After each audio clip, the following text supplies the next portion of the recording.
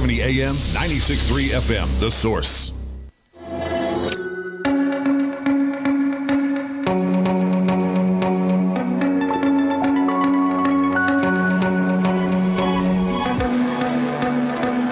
All right, 23 minutes before 10 o'clock. Thank you for tuning in. You might know the name Vicky Beeching. She has an amazingly beautiful voice. She's also a writer for national newspapers. I'm trying to find my notes here. She worked as a Christian recording artist for 2 decades. She's a songwriter, keynote speaker. I do have one of her songs queued up. Maybe I can play that later on. She's got a book called Undivided, Coming Out, Becoming Whole, and Living Free of Shame. It is her memoir. I think she's calling in from England. From England? Okay. Good morning, Vicky. Thank you for being on our show. Hello from London. Thank you so much for having me. I really appreciate it. Yeah, my gosh. So, how's the weather over there? It normally rains here. I know you think that, but today we have a very unusual day of sunshine. Oh, so really? Well, maybe quite nice. It might be lovely. it might reminds me of Florida. Yeah, it might be the phone. Maybe we're just sending some your way. I don't know. I think you're sending the good weather. Probably as soon as we hang up, it'll just start pouring with rain again. So from what I know of your story, I mean, you had a really successful career. You were showing up at some of the biggest mega churches in the world and singing, and you had a secret that you didn't share with your audience, and then you did share that. That secret was that you were gay, correct? Correct. Okay. Yeah, it was music and church really were part of my life ever since I was in my early teens. And somehow I ended up moving from the UK to your lovely country and signing with the biggest Christian record label in the US. And I felt really lucky and blessed to get to sing in a lot of American churches and Christian festivals. But as you say, I had this secret, the whole time. I knew I was gay, and I knew that was not acceptable in the evangelical church. Well, I'm just curious if there was a difference in the way the announcement was received in Europe as opposed to in America. Do we look at that differently than your brothers and sisters in Europe do? I think the main difference is just the sheer number of evangelical, traditional kind of Christians in the U.S. Mm-hmm. I think the statistic I heard was that, was it 81% of white evangelicals voted for Donald Trump? And I'm not making a political point. I'm just kind of saying just how many evangelical Christians you have and the sheer political power. So I think in the U.S. the presence of evangelicalism is really big. It's really powerful. Mm-hmm. And so obviously I heard a lot more coming from the U.S., whereas in the U.K. those numbers are smaller. We have less of a church-going population, if that makes sense. I am not a Bible scholar, but I do go to Sunday school. I go to the Lutheran Church Missouri Synod, and I know we've had these discussions in Sunday school about how the church doesn't recognize that type of lifestyle, and I always raise my hand and always contradict that. And you said that there is a part in the Bible that says this is okay, because this is good ammo for me. Good ammo for you. Yeah, it is. Yeah, well, there's actually a lot of great books written on this topic. Mine is mostly story because it's a memoir. But if you don't mind me recommending, there's an amazing book called God and the Gay Christian by Matthew Vines. And that is a fantastic book that takes the scriptures verse by verse on this topic. So yeah, God and the Gay Christian is a great reference book if you want to, just get skilled up on how to respond to how people talk about the Bible. So what? I'm supposed to be selling my book, and I'm pitching my friend's book. Right. So what was going on? But it's a good book for what you need. What was going on inside of you that made you finally decide to reveal your sexuality? I think it was two things. One of them was the huge toll it was taking on me personally. I ended up with an autoimmune disease that doctors said was caused by the stress of living in the closet. That autoimmune disease required a form of chemotherapy to treat it. So it was a very serious moment in my life. I had to stop touring. I had to stop singing. I ended up in hospital. And the personal toll on my health, I just thought, this is not the life God has chosen for me, it's nearly killed me. Yeah. And then I think, on the other hand, I just kept hearing other stories of people like me who were just terrified and in evangelical churches and trapped and couldn't speak out. And I thought, both for my own sake and for their sake, I have to write my story down super honestly, get really vulnerable, really raw about it, and put that book in the world, put it out there in the world in the hopes that it will change people's hearts and minds. I think God loves us. Period. I just really do. I'm wondering how many straight male Christian singers or even preachers are, looking out into their congregation and seeing a young female that they're attracted to and having, I guess, impure thoughts, for lack of a better way to say that. To me, I think to make it seem like one way of being is somehow looked upon differently by God than somebody else who's also doing something. I don't know. It just seems kind of weird to me. Could you have shifted over to the secular music world? I mean, was that a choice or no? I did think about that, but the two are so separate. And once you're established in one particular kind of genre of music, it's very difficult to cross over. You're really starting from zero. And I think by the time I was ready to come out, my health was just brought to such a difficult point. I also had a lot of depression and anxiety, so kind of mental health stress from living in the closet. I just wasn't in a place where I was healthy enough to do that. The whole kind of the issue really had brought me to my knees in every sense of the word. Wow. What happened to your fan base? Were they accepted of you when you came out? It was quite mixed. Some people were very angry, and I received hate mail and death threats and handwritten 7 and 8 page letters telling me that I was going to hell. And actually that hasn't let up. So I've stayed very vocal about this over the past 4 years since I came out in 2014. And now with the release of the book, I've had another whole wave of it in the past 2 weeks. I think a lot of people are very frightened and challenged at the thought of people being set free. And I think that just brings out the worst in people. So I do get quite alarmed by some of the things that people say to me. On the other hand, people have changed their minds. I've had whole churches, both in the US and the UK, have a complete change of heart and a change of theology. So as well as the difficult stuff, there's positive stuff too. There's more teachings in the Bible, obviously, than the Ten Commandments. And like Robin, I'm not a scholar, but I think if the Ten Commandments are the pinnacle of the rules, there's nothing in the Ten Commandments about sexuality. The only thing sexual in the Ten Commandments is adultery. Yes. And when Amy Grant went through something, she went through the divorce that she had with her husband at that time. I can't remember his name. Nice guy, though. And then she married, what's the guy's name? Vince Gill, I think? Yeah. And she had a lot of pushback. She had a lot of pushback just from singing with Peter Cetera. I don't know if you remember that. Just by singing with a secular artist. And so it is kind of contradictory, I suppose, to call yourself a Christian and then at the same time to send a death threat to somebody. It just doesn't seem like it even makes sense to me. I know, and even more worrying is people drawing on the Bible as evidence, that God kind of wiped people out in the Old Testament and that God actually takes out his enemies. So I think a lot of it leaves people like me scratching our heads going, are we even reading the same Bible? You look at Jesus in the New Testament talking about radical inclusive love that welcomes people in and feeds the hungry and clothes the naked and looks after the homeless. That's the kind of Jesus that I think makes sense. That is Jesus in the New Testament, and this kind of God who would condone death threats and abuse. That is not a true reflection of God's heart. No. Did you have any discussions with any religious leaders who were kind of on your side at all before you decided to come out?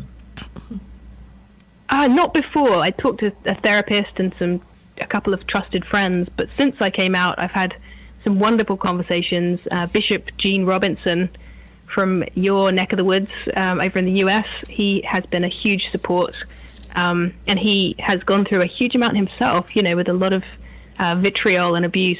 So talking to people like Gene Robinson has been actually a real comfort, to feel like other people are dealing with some of the same stuff but still hanging on to their faith. I believe you have a God-given musical gift. Do you still use that gift?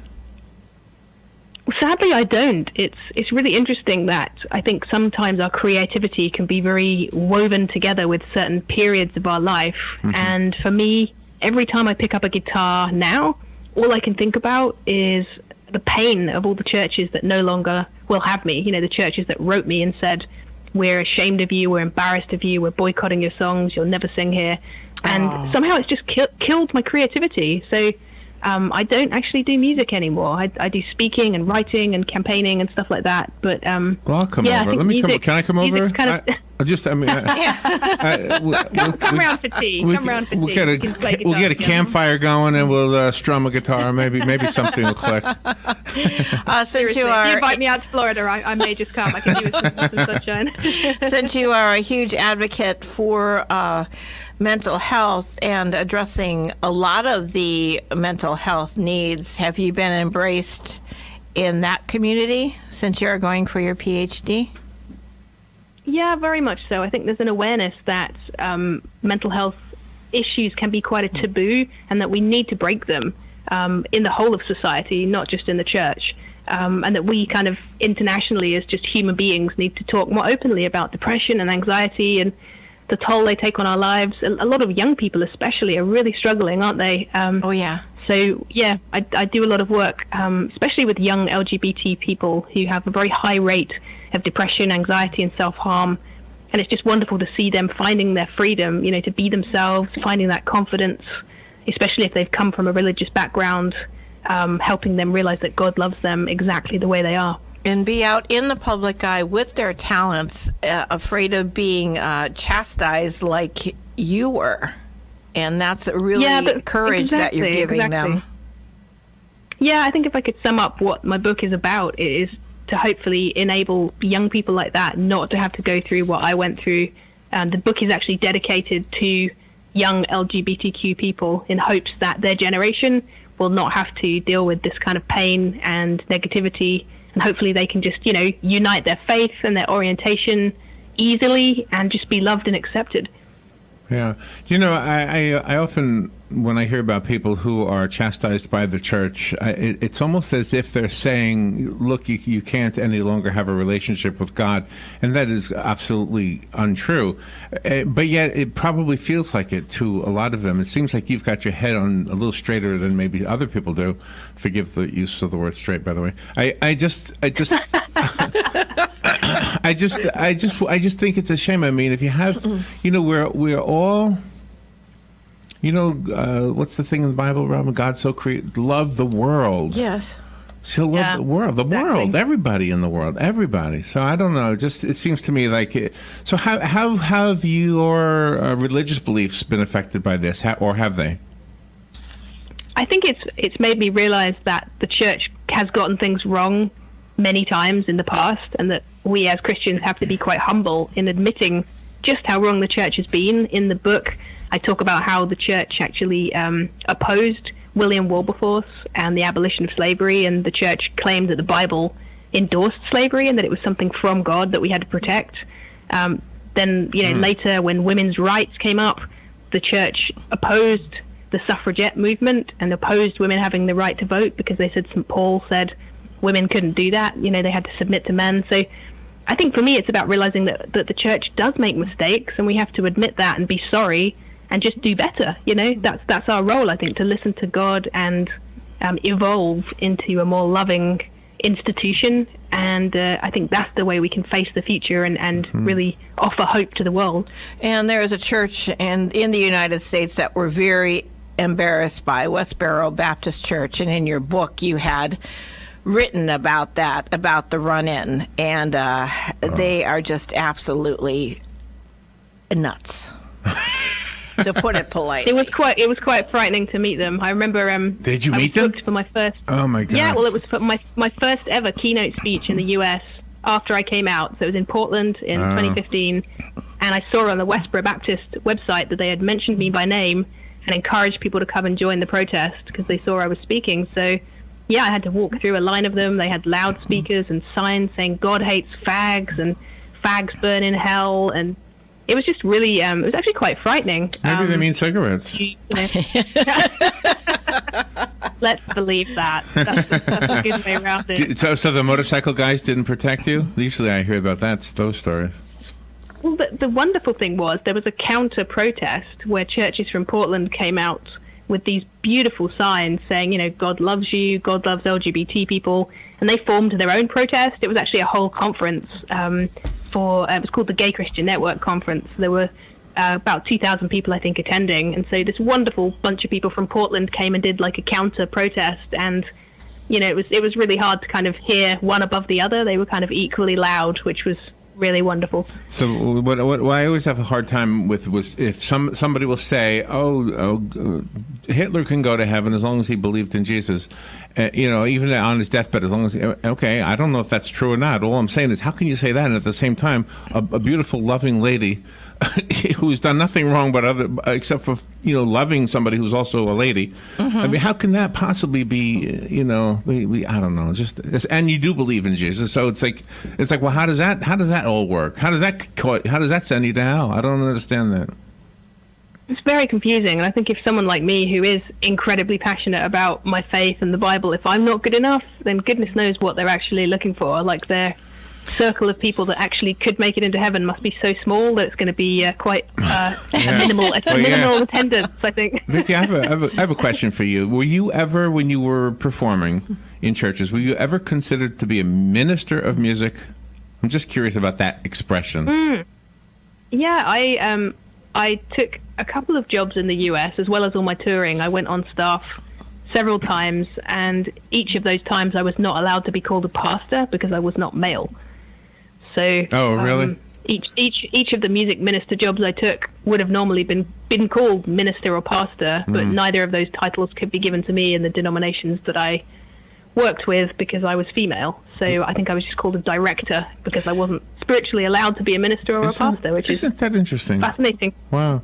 You had a story in your book that led to you writing the lyric for Above All Else, and you put that lyric in the book. I did. I think that song for me shows that my priority was not just having freedom to do whatever I wanted. I think that's often a criticism of LGBT people leaving the church. You know, they just want to follow their desires and do whatever the heck they want. For me, it was always rooted in faith. And when I was trying to decide whether to come out or not, I wrote a song called Above All Else. And it was a prayer that God would be above all else, above everything else in my life, as my highest priority. And so that's the way I approached coming out. It wasn't abandoning my faith or just freedom to do whatever I wanted. It was saying, could God endorse this? Could God bless this? And coming to the conclusion that indeed he could. Were there other people other LGBT people that came to you for guidance, though, after you came out? For you to give them the courage? Many people, yeah. Mm-hmm.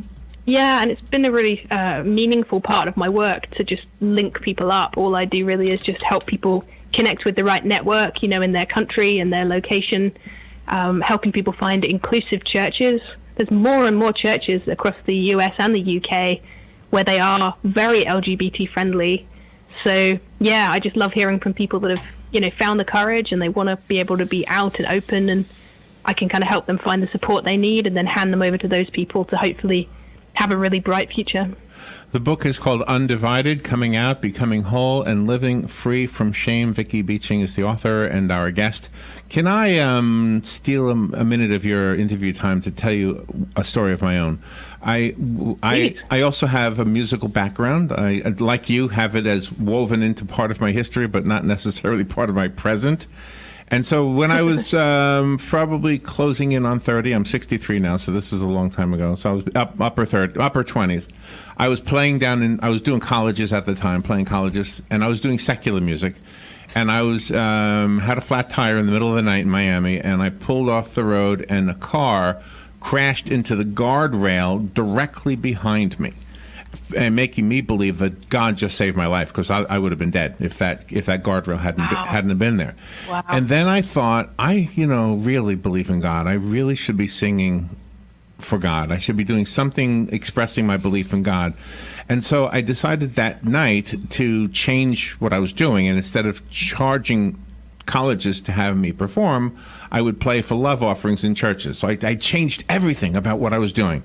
And I found myself singing in churches all these songs that I had written expressing my belief in God and my love of what God is about. And I was referenced as a minister of music. And I thought, I'm a little uncomfortable with that because I am not a perfect guy. I guarantee you, I'm looking at women in your audience and I'm thinking bad things. I guarantee you, I'm not the perfect guy. I'm not a minister. I'm just a normal guy with music. And so then I felt like I was not genuine or something. And so then I went back. I did that for about a year, and then I went back to colleges. So in a way, I don't know if you felt that or not. Did you feel like? But in your case, I mean, you're beautiful. My gosh, your voice is unbelievable.